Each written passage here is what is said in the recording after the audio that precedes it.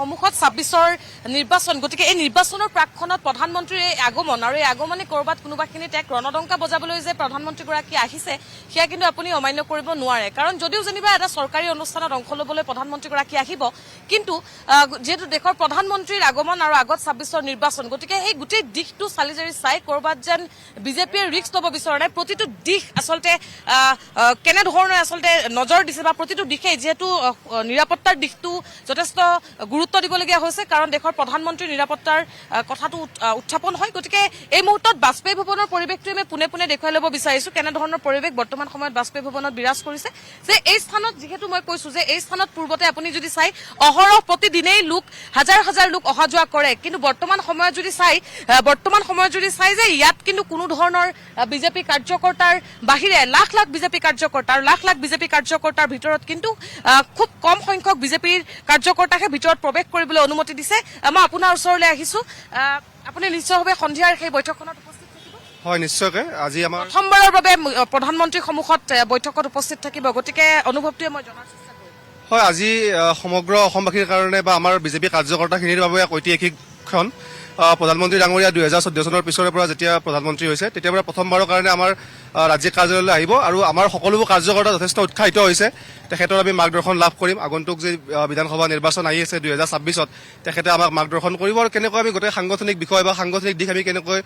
অসমত শক্তিশালী কৰিব পাৰিম তাৰ ওপৰতো আমাক মাৰ্গদৰ্শন কৰিব আমি সকলোবোৰ কাৰ্যকৰ্তা শক্তিশালী যথেষ্ট উৎসাহিত হৈছো আৰু তেখেতক আমি আমাৰ মা কামাখ্যা আৰু মহাপুৰুষ শ্ৰীমন্ত শংকৰদেৱ পবিত্ৰ ভূমিলৈ তেওঁক স্বাগতম জনাইছো গতিকে তেখেতৰ আগমন প্ৰতিবাৰে অসমবাসীৰ কাৰণে আশীৰ্বাদ স্বৰূপ প্ৰতিবাৰে তেওঁ যেতিয়া আহিছে অসমবাসীক উপহাৰ স্বৰূপে কিবা নহয় কিবা দি গৈছে এইবাৰো ব্যতিক্ৰম নহয় গতিকে এইবাৰো যি আমাৰ প্ৰায় ১২ লাখ মেট্ৰিক টনৰ যি নামৰূপৰ যে ইউৰিয়া সাৰ কাৰখানা আছে সাৰ কাৰখানা তেওঁ ভূমি পূজন কৰিব গতিকে তাৰ ফলত অসমৰ যথেষ্টখিনি ৰাইজ উপকৃত হ'ব অসমত তাত ডেকা যুৱক যুৱতীসকল নিযুক্ত হ'ব গতিকে অসমৰ কাৰণে যথেষ্ট ভাল সময় এক সুন্দৰ দিন দুদিনীয়া ভ্ৰমণসূচীৰে প্ৰধানমন্ত্ৰী ডাঙৰীয়া আহিছে তেখেতক আমি স্বাগতম জনাইছো ধন্যবাদ জনাইছো নিশ্চিতভাৱে মই ইতিমধ্যে কৈছো যে কেইবাটাও কাৰ্যসূচী আৰু সন্ধিয়াৰ ভাগৰ আজিৰ দিনটোৰ যদি কাৰ্যসূচী ইতিমধ্যে আপুনি সবিস্তাৰে জনাইছে সন্ধিয়াৰ ভাগৰ কাৰ্যসূচী যদি আমি কওঁ যে ২৬৫ গৰাকীকৈ বিজেপিৰ কাৰ্যকৰ্তা সাংঘাতিক ধৰণে তেওঁলোকে চিলেক্ট কৰি বাছা যিসকল কাৰ্যকৰ্তা আছে কেইবাটাও বিভাগৰ কাৰ্যকৰ্তা সেই কাৰ্যকৰ্তাসকলক লৈ প্ৰধানমন্ত্ৰীগৰাকীয়ে ইয়াত এক বিশেষ বৈঠকত বহিব প্ৰায় ৩০ মিনিট সময় বৈঠক বুলি আচলতে ক'লে হয়তো ভুল হ'ব মত বিনিময় কৰিব সেই মত বিনিময়ত হয়তো আগন্তুক যে নিৰ্বাচনৰ ৰণকৌশল বা কেনেধৰণে আচলতে নিৰ্বাচনৰ প্লেনিং কৰিব লাগিব কেনেধৰণৰ সাংগঠনিক দিশটো শক্তিশালী কৰিব লাগিব কাৰণ আপুনি যদি চাই যে সেই একেখন বৈঠকতে দেশৰ প্ৰধানমন্ত্ৰীৰ সন্মুখত বিজেপিৰ আপুনি বহু আচলতে জ্যেষ্ঠ বিজেপি নেতা থাকিব সমান্তৰালে কিন্তু আপুনি যদি চাই যে অফিচ বেয়াৰৰ পৰা আদি কৰি সকলোৱে তাত উপস্থিত থাকিব গতিকে খুব বাছি অৰ্থাৎ আপুনি যদি চাই যে লাখ লাখ কাৰ্যকৰ্তাৰ ভিতৰত প্ৰায় ২৬৫ গৰাকী কাৰ্যকৰ্তা তাত বহিব গতিকে যথেষ্ট তাৎপৰ্য বহন কৰিব সেই মত বিনিময় অনুষ্ঠানটোৱে গতিকে ইতিমধ্যে আমি কৈছো যে ২:৪৫ যিহেতু লোকপ্ৰিয় গোপীনাথ বিমান বৰুৱা আহি উপস্থিত হ'ব আৰু তাৰ পিছতেই কি ধৰণে আচলতে লোকপ্ৰিয় গোপীনাথ বৰদলৈৰ প্ৰতিমূৰ্তিত তেওঁ আচলতে শ্ৰদ্ধাঞ্জলি জ্ঞাপন কৰিব নতুন টাৰ্মিনেল মুকলি কৰিব সেয়া আমি কৈ আছো এখন বিশাল জনসভাত অংশ ল'ব প্ৰধানমন্ত্ৰীগৰাকীয়ে আৰু সমান্তৰালকৈ তাৰ পৰা ওলাই আহিয়েই প্ৰায় বাজপেয়ী ভৱন নাপাওঁতেই আচলতে বাজপেয়ী ভৱন পোৱাৰ সেই বাটতে প্ৰায় ১ কিলোমিটাৰ তেওঁ আচলতে এক ৰেলী কৰিব গতিকে ইয়াত আপুনি যদি চাই যে লাখ লাখ কাৰ্যকৰ্তা বিজেপিৰ কাৰ্যকৰ্তা আছে কিন্তু তাৰ মাজতেই হয়তো প্ৰধানমন্ত্ৰীগৰাকী প্ৰথমবাৰৰ বাবে ৰাজ্যিক বিজেপিৰ কাৰ্যালয়ত আহিব গতিকে নিশ্চিতভাৱে এই যিটো বিষয় বা এই যদি দিশটো যদি আপুনি চাই যে আগন্তুক ২৬ৰ নিৰ্বাচনত এটা ৰণকৌশলেই প্ৰস্তুত মোটামুটি তেওঁলোকে কৰিব আপুনি যদি এইটো কথা মন কৰে কাৰণ আগত ২৬ৰ নিৰ্বাচন প্ৰতিটো ৰাজনৈতিক দল এতিয়া সক্ৰিয় হৈছে গতিকে দেশৰ প্ৰধানমন্ত্ৰী আগমনৰ লগতে যদিও এয়া এক চৰকাৰী কাৰ্যসূচীত অংশ ল'ব কিন্তু তথাপিও এক প্ৰকাৰে এয়া নিৰ্বাচনী ৰণডংকা বজাবলৈ যে আহিব সেয়া কিন্তু নিশ্চিত কৰিব পাৰি কাৰণ ইতিমধ্যে মই কৈছো যে বাজপেয়ী ভৱনত যি ধৰণে কটকটীয়া নিৰাপত্তা বেষ্টনী গঢ়ি তোলা হৈছে যি পথত বৰ্তমান আমি পৰিৱেশ দেখুৱাইছো এইসকল বিজেপি নেতাকৰ্মী আহি উপস্থিত হৈছে কাৰণ সন্ধিয়াৰ ভাগত এই কাৰ্যসূচী আছে গতিকে সেই কাৰ্যসূচীত অংশ ল'বলৈ প্ৰায় আপুনি যদি চাই যে মুখ্যমন্ত্ৰীগৰাকীয়ে ইতিমধ্যে স্পষ্ট কৰিছে এই কথাটো গতিকে এক দীঘলীয়া পদযাত্ৰা আৰু এই দীঘলীয়া প্ৰায় ১ কিলোমিটাৰ পদযাত্ৰাত অংশ ল'বলৈ এইসকল লোক আহিছে কি ধৰণে আচলতে অসমীয়া সংস্কৃতি আছে বিহু ঝুমুৰ আদিৰে আচলতে তেওঁক আদৰণি জনোৱা হ'ব সমগ্ৰ পদপথত আপুনি যদি চাই যে বিহুৱাসকল আহি উপস্থিত হৈছে ৰাজ্যৰ বিভিন্ন প্ৰান্তৰ পৰা ইয়াত এনেধৰণে ৰাস্তাৰ কাষতেই ষ্টেজ বনাই দিয়া হৈছে এইসমূহ ষ্টেজত হয়তো তেওঁলোকে প্ৰধানমন্ত্ৰী প্ৰধানমন্ত্ৰীক আচলতে আদৰণি জনাবৰ বাবে তেওঁলোকে ইয়াত যিকোনো সাংস্কৃতিক অনুষ্ঠান বা সাংস্কৃতিক এটা দিশ তেওঁলোকে দাঙি ধৰিব। গতিকে এনেধৰণে আপুনি বহু দূৰ দূৰলৈ অৰ্থাৎ দূৰলৈ যদি চাই বহু দূৰ দূৰলৈ আচলতে পথসমূহ বন্ধ কৰি দিয়া হৈছে আৰু এনেধৰণে সম্পূৰ্ণ এক কটকটীয়া নিৰাপত্তাৰ বেষ্টনীৰ মাজতেই সম্পূৰ্ণ দিশটো আৰু আজিৰ দিনটোত ইতিমধ্যে মই কৈছো যে কোনে কোনে আচলতে এয়াৰপৰ্টত অৰ্থাৎ বিমানবন্দৰত প্ৰধানমন্ত্ৰীগৰাকীক আচলতে আদৰণি জনাবলৈ থাকিব। সেই সময়খিনিত যিহেতু 2:45 আহিব আৰু সেই স্থানতেই ৰাজ্যিক বিজেপিৰ সভাপতি সৰ্বানন্দ সোণোৱাল আপুনি যদি চাই সকলোৱে আচলতে তাত থাকি হৰিশ ত্ৰিবেদী এই গোটেই জ্যেষ্ঠ বিজেপি নেতাসকলে আচলতে বিমানবন্দৰত আদৰণি জনাব আৰু তাৰ পিছতেই যিটো অনুষ্ঠান আজিৰ দিনটোৰ মূল অনুষ্ঠানটোৱে হৈছে যে লোকপ্ৰিয় গোপীনাথ বৰদলৈ বিমানবন্দৰৰ যি আচলতে নতুন টাৰ্মিনেল সেই টাৰ্মিনেল মুকলিত আচলতে ৰাজ্যৰ কেইবাগৰাকীও জ্যেষ্ঠ মন্ত্ৰী থাকিব। গতিকে সকলোৰে উপস্থিতিত এই অনুষ্ঠান। গতিকে নিশ্চিতভাৱে আগত 26ৰ নিৰ্বাচন আপুনি আৰু এনেধৰণে আমি আচলতে পৰিৱেশটো দেখাবলৈ চেষ্টা কৰিছো। গতিকে কেনেধৰণৰ এটা পৰিৱেশ বৰ্তমান সময়ত বিৰাজ কৰিছে সেয়া আমি দেখুৱাইছো আৰু আমি চেষ্টা কৰিম যে বিজেপিৰ যিসমূহ নেতাকৰ্মী আছে দলীয় নেতাকৰ্মী আছে মই তেওঁলোকৰ পৰা মতামত লোৱাৰ চেষ্টা কৰিম কাৰণ যথেষ্ট ব্যস্ত যথেষ্ট তৎপৰতা দেখিবলৈ পোৱা গৈছে। বাজপেয়ী ভৱনৰ আপুনি যদি চাই সমগ্ৰ পৰিৱেশটো এক ব্যস্ততাপূৰ্ণ পৰিৱেশ বৰ্তমান সময়ত বিৰাজ কৰিছে আৰু কাইলৈ দিনটোত আচলতে এক দীঘলীয়া কাৰ্যসূচী দুদিনীয়া কাৰ্যসূচীতে কেইবাটাও কাৰ্যসূচী ৰূপায়ণ কৰা হৈছে। কালিৰ দিনটোত আচলতে 25গৰাকীকৈ কৃতি ছাত্ৰ ছাত্ৰীৰ সৈতে মত বিনিময় কৰিব ইতিমধ্যে সেই কথা আমি উল্লেখ কৰিছো। গতিকে যথেষ্ট এক তাৎপৰ্য বহন কৰিব নিৰ্বাচনৰ পূৰ্বে প্ৰধানমন্ত্ৰীগৰাকীৰ ৰাজ্যৰ এই ভ্ৰমণ। গতিকে এই মুহূৰ্তত আমি যিসকল বিজেপিৰ নেতাকৰ্মী আছে গতিকে মই কৈছো যে প্ৰতিটো স্তৰৰ নেতাকৰ্মী ইয়াত আছে বা তেওঁলোকে যথেষ্ট ব্যস্ত হৈ আছে। গতিকে তেওঁলোকৰ পৰা মই জনাৰ চেষ্টা কৰিম যে কেনেধৰণৰ আচলতে প্ৰস্তুতি বা মই আপোনালোকৰ ওচৰলৈ আহিছো কেনেকুৱা ধৰণৰ প্ৰধানমন্ত্ৰীগৰাকী প্ৰথমবাৰৰ বাবে বাজপেয়ী ভৱনত আহিব সেয়া নিশ্চিতভাৱে এক আগত 26ৰ নিৰ্বাচন। গতিকে কি ক'ব? খুব এটা আজি খুব সুন্দৰ দিন আৰু আমি খুব সুখী আৰু খুব আনন্দিত আজি প্ৰত্যেকজন কাৰ্যকৰ্তা কাৰণ প্ৰথমবাৰৰ বাবে আজি মাননীয় প্ৰধানমন্ত্ৰী নৰেন্দ্ৰ মোদী ডাঙৰীয়া আমাৰ কাৰ্যালয়ত উপস্থিত হ'ব আৰু তাতকৈ বেছি সুখী কাৰণ আজি যে তেখেতৰ যি ভ্ৰমণ এই ভ্ৰমণে অসমক দিবলৈ গৈ আছে এটা বিমানবন্দৰত এটা সুন্দৰ টাৰ্মিনেল এটা দিবলৈ গৈ আছে। নামৰূপত 12 লাখ মেট্ৰিক টনৰ এটা উৎপাদনক্ষম এটা নতুন আধাৰশিলা এটা দিবলৈ গৈ আছে কাৰখানাৰ। গতিকে আজিৰ এই দিনটো খুব এক ঐতিহাসিক দিন হিচাপে পৰিগণিত হৈ ৰ'ব প্ৰত্যেকজন অসমবাসীৰ বাবে আৰু লগতে ঐতিহাসিক দিন হিচাপে পৰিগণিত হৈ যাব ভাৰতীয় জনতা পাৰ্টীৰ লক্ষ লক্ষ কাৰ্যকৰ্তাৰ বাবে কাৰণ আজি প্ৰথমবাৰৰ বাবে প্ৰধানমন্ত্ৰী মহোদয় আমাৰ কাৰ্যালয়ত উপস্থিত হ'ব। নিশ্চিতভাৱে মই ইতিমধ্যে কৈছো ৰাণীমা যে সকলো উৎসাহী আচলতে প্ৰতিটো স্তৰৰ যিসকল কাৰ্যকৰ্তা আছে যথেষ্ট উৎসাহী আৰু আমি মতামত লোৱাৰো চেষ্টা কৰিছো। কিন্তু আচলতে আমি যদি কওঁ যে আমি ইয়াৰ পৰাই যিহেতু দেখুৱাবলগীয়া হৈছে ভিতৰত প্ৰৱেশ কৰিব পৰা নাই গতিকে এতিয়াও ভিতৰত যথেষ্ট নেতা আছে তেওঁলোক হয়তো বাহিৰলৈ ওলাই আহিব পৰা পৰ্যায়ত নাই বা আমাকো ভিতৰলৈ এতিয়া অনুমতি প্ৰদান কৰা নাই কাৰণ যিহেতু প্ৰধানমন্ত্ৰীৰ নিৰাপত্তাজনিত এটা বিষয় উত্থাপন হয়। গতিকে সেইবাবে আমি এই স্থানৰ পৰাই পোনপটীয়া সম্প্ৰচাৰ যোগে দেখুৱাবলৈ চেষ্টা কৰিছো। বহুত দূৰ দূৰৰ পৰা আচলতে নিৰাপত্তা বেষ্টনী গঢ়ি তোলা হৈছে সম্পূৰ্ণৰূপে বন্ধ কৰা হৈছে ৰাজপথ। গতিকে আজিৰ দিনটোত কেইবাটাও কাৰ্যসূচী আৰু শেষত ইয়াৰ পৰা প্ৰায় 265গৰাকী কাৰ্যকৰ্তাৰ সৈতে মত বিনিময় কৰি কইনাধৰাত নিশাটো কটাব প্ৰধানমন্ত্ৰীগৰাকী আৰু কাইলৈ দিনটোত পুৱা 8 বজাৰ লগে লগে ব্ৰহ্মপুত্ৰত মাজত আচলতে যদি চাই যে তাত 25গৰাকীকৈ কৃতি ছাত্ৰ ছাত্ৰীৰ সৈতে মত বিনিময় কৰিব। তাৰ পিছতে আচলতে তেওঁ শ্বহীদ স্মাৰকলৈ যাব তাৰ পিছত তেওঁ ডিব্ৰুগড়লৈ ৰাওনা হ'ব আৰু এনেধৰণে দুদিনীয়া যি ভ্ৰমণসূচী প্ৰধানমন্ত্ৰীগৰাকীৰ সেই দুদিনীয়া ভ্ৰমণসূচী ক'ৰবাত কোনোবাখিনিত কিন্তু আগন্তুক 26ৰ নিৰ্বাচনৰ বাবে কেনেধৰণৰ এক উৎসাহ হয়তো বিজেপিৰ যি লক্ষ লক্ষ কাৰ্যকৰ্তা আছে সেই লক্ষ লক্ষ কাৰ্যকৰ্তাক ক'ৰবাত কোনোবাখিনিত যেন এক উৎসাহী কৰি তুলিব সেয়া ক'ৰবাত কোনোবাখিনিত এক পৰিৱেশটোৱে সেই কথাই সূচনা কৰিছে। ৰাণীমা উত্থাপন কৰিছে যে আমি আনুষ্ঠানিকভাৱে নহলেও আচলতে অনানুষ্ঠানিকভাৱে এইটো নিশ্চিত যে 2026ৰ বিধানসভা নিৰ্বাচনৰ ৰণডংকা বজাব আজি প্ৰধানমন্ত্ৰীগৰাকীয়ে কাৰণ আজি গুৱাহাটীত 1 লাখ জনসাধাৰণক তেওঁ সম্বোধন কৰিব 25,000 কাৰ্যকৰ্তাই তেখেতক আদৰণি জনাব ভাৰতীয় জনতা পাৰ্টীৰ কাৰ্যালয়লৈ আৰু শ্বহীদ স্মাৰক ক্ষেত্ৰ তেওঁ পৰিদৰ্শন কৰিব। কাইলৈ ছাত্ৰ ছাত্ৰীৰ সৈতে পৰীক্ষা পে চৰ্চা যি অনুষ্ঠান অসমত প্ৰথমবাৰৰ বাবে অনুষ্ঠিত হ'ব সেই অনুষ্ঠানত অংশগ্ৰহণ কৰিব আৰু কাইলৈ নামৰূপৰ সেই ইউৰিয়া প্ৰকল্প উদ্বোধন কৰাৰ পাছত তাতো তেওঁ বিশাল জনসভা সম্বোধন কৰিব। অৰ্থাৎ আমি ক'ব পাৰোঁ যে উজনিৰ পৰা নামনিলৈকে সমগ্ৰ অসমতে একে সময়তে দুটা দিনৰ ভিতৰত প্ৰধানমন্ত্ৰীগৰাকীয়ে নিৰ্বাচনী ৰণডংকা বজাব এই মুহূৰ্তত আমি পুনৰবাৰ আপোনাৰ কাষলৈ আহিছোঁ আৰু আমি জানিব বিচাৰিছোঁ যে ভাৰতীয় জনতা পাৰ্টিৰ কাৰ্যকৰ্তাসকলে ইয়াৰ পূৰ্বে তেওঁলোকে উল্লেখ কৰিছে যে বৰ্তমান বিৰোধী শূন্য এক প্ৰকাৰ তেওঁলোক আত্মবিশ্বাসী যে 2026ত ভাৰতীয় জনতা পাৰ্টিয়ে চৰকাৰ গঠন কৰিব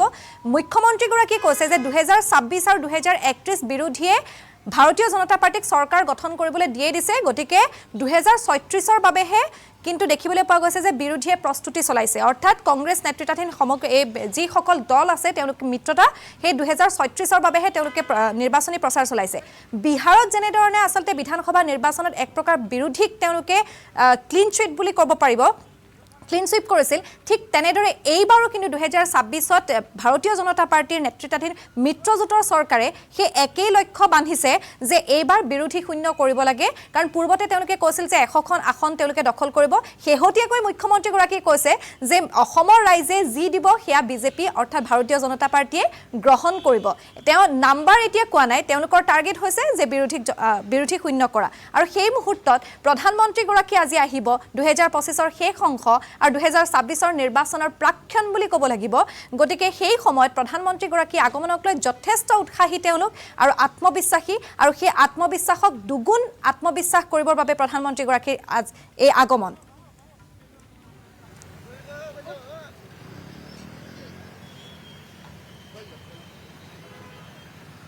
ৰাণীমা চাওক ইতিমধ্যে আপুনি কৈছে যে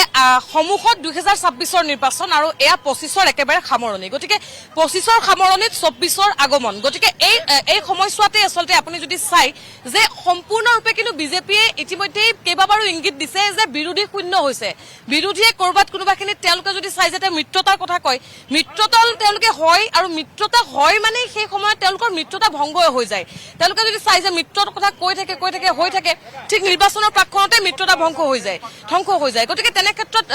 এই কথাটোতে কিন্তু বিজেপিয়ে যথেষ্ট সুযোগ লৈছে বিজেপিয়ে ইতিমধ্যে কৈছে যে বিজেপিৰ যি মিত্ৰজোঁট আছে গতিকে বিজেপিৰ মিত্ৰজোঁটত তেওঁলোকে কৈছে যে আসন ভাগ বতৰা কৰি আমি আৰু 3টা টাৰ্ম আমি জিকিমেই এইবাৰতো তেওঁলোক হ'ব এতিয়া কৈছে যে বিৰোধী এইবাৰ শূন্য গতিকে আগন্তুক দিনত কি হ'ব সেয়া ইতিমধ্যে মুখ্যমন্ত্ৰীগৰাকীয়ে কেইবাটা স্থানত এই কথা উল্লেখ কৰিছে গতিকে যিহেতু আমি বাজপেয়ী ভৱনত আছো ইয়াত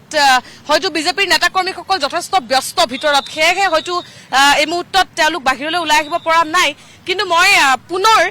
এই বিষয়টোৱে আপুনি যেটো প্ৰশ্ন উত্থাপন কৰিছে মই প্ৰাঞ্জলৰ পৰাই জনাৰ চেষ্টা কৰিম এটা প্ৰশ্ন উত্থাপন কৰিছে যে ইতিমধ্যে মুখ্যমন্ত্ৰীগৰাকীয়ে এই কথা উল্লেখ কৰিছে যে বিৰোধী বৰ্তমান সময়ত শূন্য বা আগন্তুক হয়তো 26ৰ পিছৰ যি নিৰ্বাচন আছে সেই নিৰ্বাচনতো আচলতে বিৰোধী ধুলিচাত হ'ব বা বিজেপি বৰ্তমান সময়ত আত্মবিশ্বাসী আৰু প্ৰধানমন্ত্ৰীৰ এই আগমনে আৰু অধিক আত্মবিশ্বাসীটো আপোনালোকক কৰিবই কিন্তু বিৰোধীৰ ক্ষেত্ৰত কেনেধৰণে ভাবে নাই চাওক আমি যদি চাবলৈ যাওঁ যেতিয়াৰ পৰা নৰেন্দ্ৰ মোদী ডাঙৰীয়া প্ৰধানমন্ত্ৰী হৈছে 35 বাৰতকৈ বেছি সময় তেওঁ অসমলৈ আহিছে অসম তেওঁৰ হৃদয়ত আছে অসম তেওঁ মনে প্ৰাণে ভাল পায় অসমৰ তেওঁ কাম কৰিব বিচাৰে অসমক তেওঁ অষ্টলক্ষ্মী ৰাজ্য বুলি কয় তেওঁ A4 আছাম বুলি কয় কিন্তু তাৰ বিপৰীতে যদি আমি চাবলৈ যাওঁ বিৰোধী অসমত কেৱল তেওঁলোকে ইয়াত ধৰ্মৰ ওপৰত ৰাজনীতি কৰিবলৈ আহে আৰু যেতিয়া 2021 চনত মাননীয় হিমন্ত বিশ্ব শৰ্মা ডাঙৰীয়া মুখ্যমন্ত্ৰী হিচাপে শপত গ্ৰহণ কৰিলে আৰু তেতিয়াৰ পিছৰ পৰা আমি দেখিলোঁ যে বৰ্তমান অসমত যি পূৰ্বৰ যি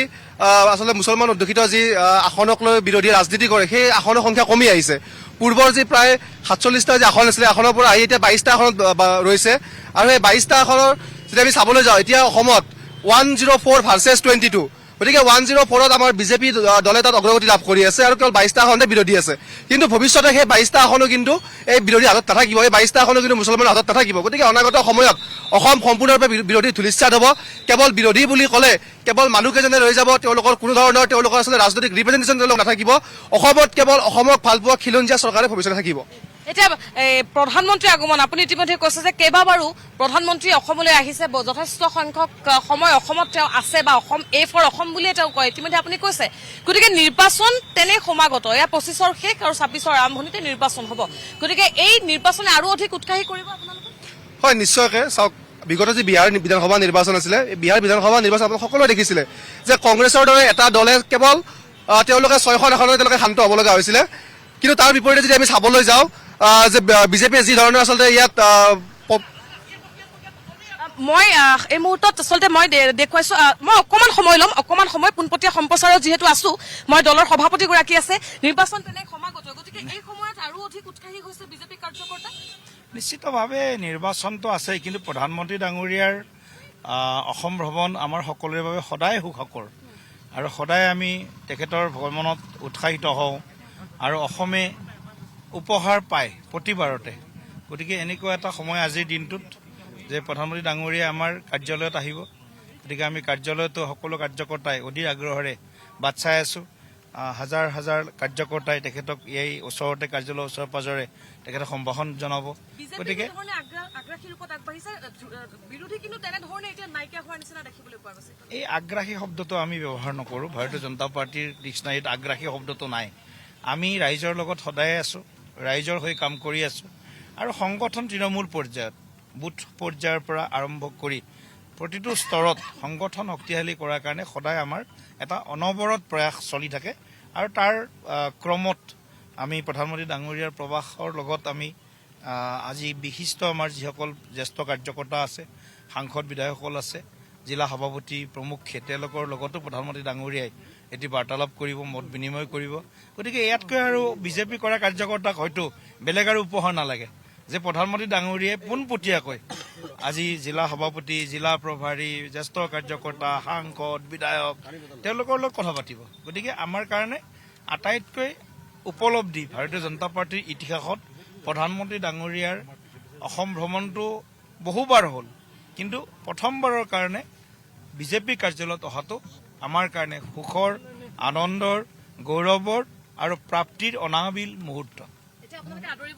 নিশ্চিতভাৱে ৰাণীমা, মই ইতিমধ্যে কৈছো যে যথেষ্ট উৎসাহী বৰ্তমান সময়ত বিজেপিৰ প্ৰতিগৰাকী নেতা কৰ্মী এই মুহূৰ্তত বহু উৎসাহী। গতিকে মই ইতিমধ্যে কৈছো যে কেনেধৰণে আচলতে এই মুহূৰ্তত ৰাজ্যিক বিজেপিৰ সভাপতিগৰাকীৰ সৈতে দলৰ সাধাৰণ সম্পাদক আচলতে এই মুহূৰ্তত গৈছে, পল্লৱ লোচন দাস বা লগত অনুপ বৰ্মন, তেওঁলোক ইতিমধ্যে গৈছে বা এনেধৰণে কেইবাগৰাকীও জ্যেষ্ঠ নেতা ইতিমধ্যে আগবাঢ়িছে। গতিকে আৰু কিছু সময় হয়তো আছে, সেই কিছু সময় পিছতেই দেশৰ প্ৰধানমন্ত্ৰীগৰাকী অৱতৰণ কৰিব আৰু তাৰ পিছতে তেওঁলোকৰ যি ধাৰাবাহিকভাৱে দুদিনীয়া ভ্ৰমণসূচীৰ যি আচলতে কাৰ্যসূচী, সেই কাৰ্যসূচীত অংশ ল'ব আৰু এনেধৰণে ইতিমধ্যেই দলৰ সভাপতিগৰাকীয়ে পোনপটীয়া সম্প্ৰচাৰতে আমাক মন্তব্য ব্যক্ত কৰিছে যে কেনেধৰণে আচলতে প্ৰধানমন্ত্ৰীৰ এই আগমন আৰু অধিক আশীৰ্বাদ স্বৰূপ আৰু এই যি আগমন, সেই আগমনে ২৬ৰ বাবে এক আশীৰ্বাদ হিচাপে আহিব বা দলৰ প্ৰতিটো স্তৰৰ কাৰ্যকৰ্তাৰ সৈতে মত বিনিময় কৰিব, প্ৰথমবাৰৰ বাবে দলৰ কাৰ্যালয়ত উপস্থিত হ'ব। গতিকে যথেষ্ট তেওঁলোকক উৎসাহী হৈ থকা দেখিবলৈ পোৱা গৈছে এই মুহূৰ্তত। ৰাণীমা, মুহূৰ্তত আপোনাক ধন্যবাদ জনাইছোঁ, আপুনি পোনপটীয়া সম্প্ৰচাৰ সহযোগ কৰাৰ বাবে। পৰৱৰ্তী সময়ত পুনৰ আপোনাৰ কাষলৈ আহিম। এই মুহূৰ্তত আপোনাক ধন্যবাদ জনাইছোঁ।